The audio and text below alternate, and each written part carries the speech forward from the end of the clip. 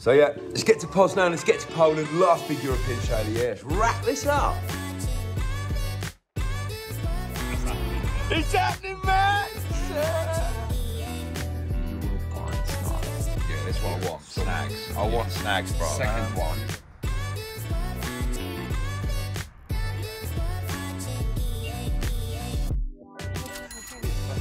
They're out there, mate. They are out there.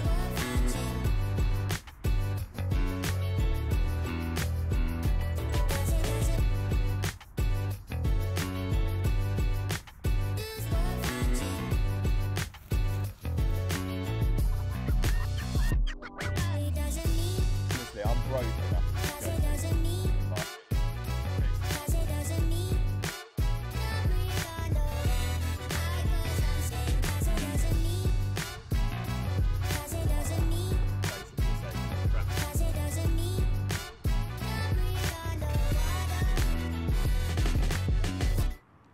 That is the last rod of the evening going out. It's dropped in temperature as you'd expect at this time of the year. Yes, it felt super spring-like. I was in a t-shirt, you know, but it's rapidly plummeting. It's a tricky time of the year. Another few weeks, it's a different ball game. Do you know what I mean? The fish are super active, they're hungry, they're moving, but it is this transitional period from winter. You know, over here, just a week ago, they had 10, 15 centimetres of ice on the lake, to now, 20 degrees in the day. That's a lot for the carp to get over in a very short period of time. And I think as anglers going into it, yeah, it pays to be cautious. It's no good, even though it's been super hot today, going out of a massive, massive bucket of bait, chucking loads of bait in. The carp are just not up for it. You know, their metabolism hasn't quite kicked in yet. They don't need to munch loads of food. So yeah, all the rods I've placed, they've been high tracked, bright singles, citrus of course, and just a little bit of bait over the top. The water clarity is really clear. I fished with fluorocarbon to try and conceal everything. Because yeah, I think they're waking up for the first time after winter. They're mooching about and not really expecting to come across massive big beds of bait, but hopefully little traps, little bright ones. Well, we'll see. Hopefully I'll get a bite through tonight.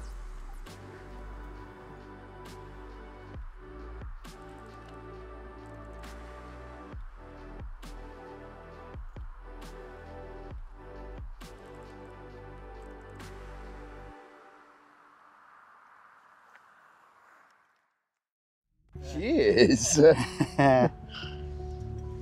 You are the sickest person I know. You fly to Poland in the beginning of the spring. 1.5 weeks ago we have most of our lakes were solid frozen. You fly to Rybomanię show, and despite staying in hotel, chill a little bit, eat really warm, nice supper, you go fishing. I can't help it, man. It's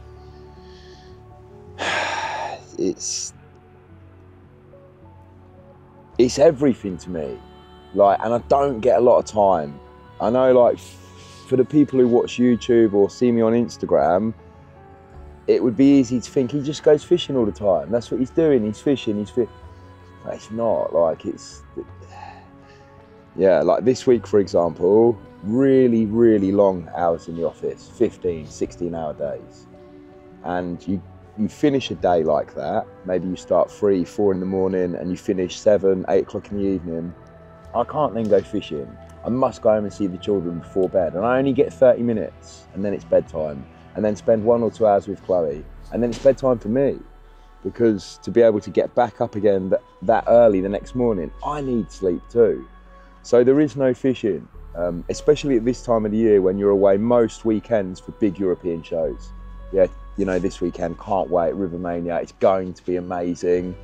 But it would have meant that coming out to this show, if I'd have gone to the hotel, if I'd have gone and drunk vodka with the boys, if we'd have ended up in Pasha tonight, like doing all the crazy things we did for so many years, it would mean I wouldn't get to go fishing.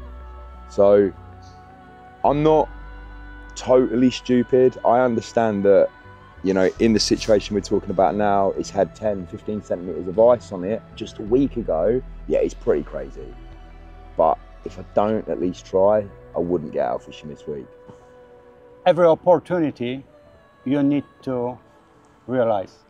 Yeah, this is the point. Really, because look, I get it. Anyone watching this that also has full-time employment, maybe has a family, has additional hobbies or additional responsibilities in their life, it can be extremely easy to, don't take this the wrong way, but use the excuse, but I've got too much on. I'm too busy. You know, that's cool, I get that. Like, we've all got loads on, loads of things to do, but if you really want to catch carp, then you know, I know it's such a cliche saying, but you won't catch them sitting at home. It's true, you know that, and anyone watching this will appreciate that. There's also something rewarding, bruv, about being out now at this time of the year when the banks are that little bit quieter and everything is starting to wake up and come to life. And I want to experience that. I want to experience the cold mornings, my hands still cold, making a warm brew, you know, the steam coming off it, the mist coming off the lake, seeing those first few shows of the year. You know, a lot of people watching this, they'll have been sat at home watching the YouTube, watching the TikTok, watching the Instagram, maybe going to shop days, looking through people's websites, getting excited about going fishing, but I want to experience it. But you need to push you to the limits.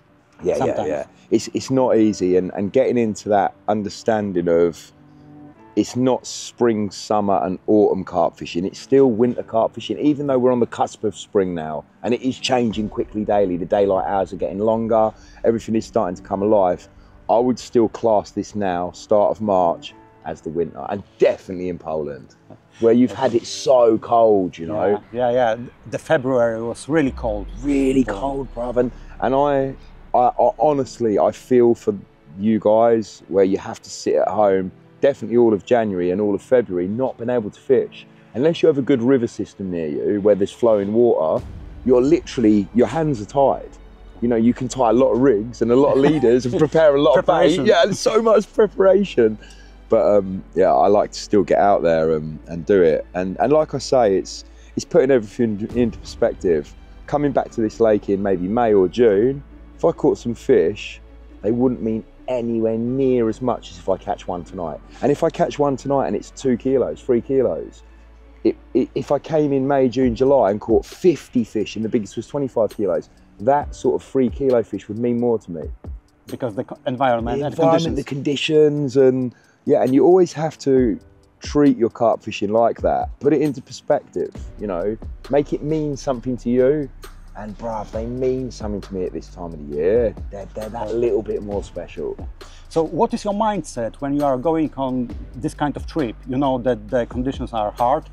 The water is really, really cold right now. Because even if we have in the daytime just 16, but this is only 2 or 3 days of really good weather. So the water temperature is still freezing. It's freezing, especially on the depths like 3-4 meters. So for them, nothing changed, almost. For them, I've been in a long sleeve t-shirt today. I've felt the sun on my face. I think it's a bit early here for them even to sort of come right up in the water so they feel it on their back. I think they've just woken up. What am I looking for? I'm looking for areas that are getting prolonged periods of winter sun, areas that have that sun on them for the largest amount of the day. That's of course on a lake like this, and it is a big bit of water, those areas there where you get that prevailing sun, they're going to warm up quicker than anywhere else. I'm looking for areas of cover. I noticed straight away when I arrived today, the roach and the rudd and the silverfish, they are stacked up in the reeds. You know, they could be there for a few different reasons. Could be predation, maybe there's cormorants on the lake and it's pushed them into that area. It could be that they're kind of starting to get ready, they spawn earlier than the carp, starting to group up ready for spawning in a few weeks' time. I believe they're here, Carol, because they're most comfortable here. It's the area of the lake that is most comfortable for them. And that is what all of these fish are looking for at the moment, the carp, and they're looking for comfort and warmth. And a lot of that will come, like I say, from the prevailing sun and also just cover. You know, if there was areas of big snags or areas of dense reeds or dying lily pads or even dying weed beds, anywhere in the lake that is a little bit warmer than everywhere else. A lot of people think, oh, I'm going to go to the deep water, the deep water, the deep water, the deep water. But actually, I'd often look at it completely the other way. I'd come to somewhere like this. It's exactly what I did. Looked at the map. Where's the shallowest water? Where is the shallowest part of the lake? And it's actually over my shoulder here, this part, and down that bank there. I would think with the way the temperatures have been the last 2 or 3 days, getting up into the sort of 14, 15, 16 degrees, very, very quickly those carp are going to go into that shallower water. And of course, as an angler, that's where I'd want to focus my attention. But I saw you today and your approach is really diverse. You choose the shallow part of the lake and put your rigs there. But you don't forget to put your rigs into the deeper water too. Just like in any fishing right through the year, it pays dividends to, especially on the first night. I've only got 2 nights here. I haven't got the daytime. I'm not going to be able to watch a lot. I'm not going to have a lot of time to work things out. Therefore, if I can fish 4 rods, 4 different depths. If I can fish 4 rods, 4 different hook baits. You know, I'm not going to start using 4 different hooks and 4 different leads and crazy stuff like that, but I at least want to explore the different depths and I want to explore the different hook bait options. I've gone for bright on everything. You know, I believe they've almost been in a state of slumber, like hibernation, where their senses are not as tuned in as they are when they're active and moving around. Their smell isn't as good, their eyes aren't as good. Therefore, you know, a super bright high attract citrus, pumping out signal and attraction. My hook baits have had the plume juice added to them as well, and additional sort of concentrated spray, anything to pack them full of high attraction. And then, yeah, with regards to baiting around it, I've put in, if you'd have watched me do it and throwing it in, you'd be like, he's throwing quite a lot in, but actually what I'm throwing in is nothing. I'm throwing in cloud, attraction, tiny little bits of particle, and lots more liquids. I put some of the green lip mussel extract in there and some of the additional citrus liquid bait soak, and basically created a very cloudy mix that it's not going to fill them up, but it might be enough to kind of pull them over to an area I've baited or stem a little bit of interest. There's certainly not loads of boilies over the bottom or loads of tiger nuts, or there's not loads of food because they're just not hungry yet. A lot of attraction down there, but not a lot of actual food. It's quite sloppy mix. Like, yeah, sloppy mix. I actually mix it with a lot of water. I want the water to really get inside it. It makes it a bit heavier. When you're fishing in 4 meters of water and you flow just clouding, okay, today we've not had any wind or undertow, but normally it would disappear way off the spot, you know, so I actually like to add a lot of water in it just to try and get it to fall quite quickly down through the water column. And yeah, I can monitor that then. If, let's say I get a bite or 2 tonight on one particular rod, you can always up the food. You can always put a bit more in, but I would hate to go into a session at this time of the year, early March, way, bright sunshine, let's have a beer, loads of boilies, loads of tiger nuts. I think you kill it before you start it. do you change this approach if you go with any kind of different water? No, not really, mate. You're always going to any new venue. This is a new venue for me. You want to try and understand a little bit about the venue. So have had a chat with the lake owner. There's a lot of carp inside. And that's an important point to note. Poland's a big country with an incredible amount of different venues available to the fishermen. Small ones, big ones, pay lakes, public lakes. I think at this time of the year, your first session going into spring, your first couple of sessions going into spring, don't go somewhere too difficult. You know, go somewhere like this with a really good stock of fish, with amenities. You know, it's not going to be too cold tonight, but there is even electric here. You know, I could potentially like make it feel a bit more homely, keep things on charge, get my heated blanket on the bed chair. Okay, we're not going to need it tonight, but for those first couple of sessions of the year, don't beat yourself up too much. Go somewhere where you have to walk with the barrow 2 kilometres and you get there and it's all muddy, and I think you'll already start off with a bit like, well, fishing's a bit shit. Like, so I've come somewhere really comfortable, really nice, with a lot of carp present. Yeah, not somewhere. We had a lovely conversation earlier. You were telling me about your syndicate lake, 15 carp inside it. I would say for your first session of the year, no, never. Bit difficult. No, I think I rather wait to the really good conditions weather, that those fish are really active. That's it. And I know that I have a chance to meet them. Yeah. And that's the point. I'm sitting here now with a lovely cup of tea in my hands. I'm going to get some sleep soon, but I'm going to go to bed, and in my head there's a bloody good chance. And I think that's really important, to keep the smile on your face, to keep the morale high. I've picked a good hook bait, super high attract citrus. I've put my rods in different depths. I've not fed too much, and I've picked a venue with a good stock of carp inside. What more can a man do? Yeah. Great, Alan.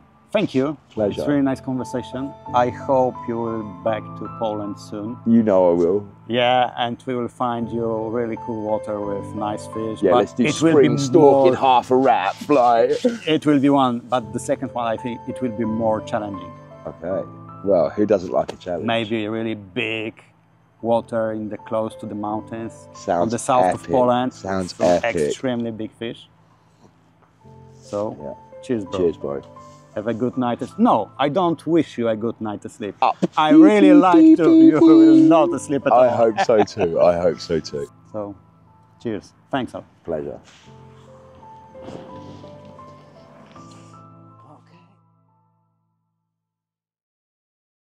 Oh man, 3 more bream and finally a carp. It's massive. Yeah, good.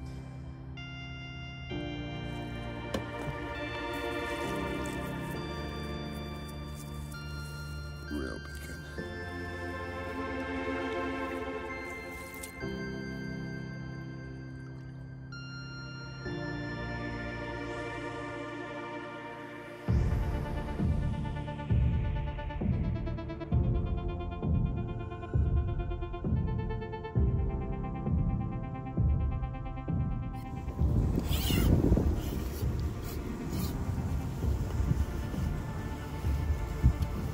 Oh man,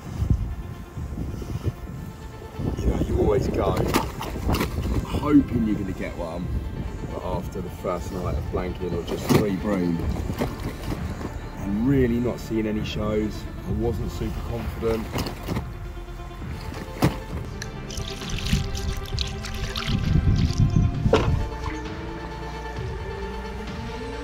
What a way to wrap up the winter show season. Yes, I've got one more very busy day today at Rybomanię. Can't wait. Yesterday was incredible, but to wrap up the fishing side of things with an amazing mega mirror from Poland, yeah, I'm super buzzing. I didn't think I'd get one last night yet. I got here so late, like 10:30, 11:15, rod's out by 1. And yeah, 4 o'clock this morning, one of the cold-coated baits over a little bit of flake, stick nicks, 2mm citrus pellet, on a spot that I'd found the previous evening with a camera and marked it with a bit of 3M tape. Yeah, man, really sick battle all up in the water. Didn't actually think it was a carp to start with. It was caught around a couple of bits of Norfolk reed, and yeah, when this hit the surface, I was just like, I love it. It's been a slog, man. I've got all the viruses, all the colds, all the flus, but I've been able to, through my job, able to travel around Europe and meet all our customers and all our fellow anglers and spend time with you guys. It's been a right pleasure, and squeeze a bit of fishing in over the evening. What a way to wrap it up.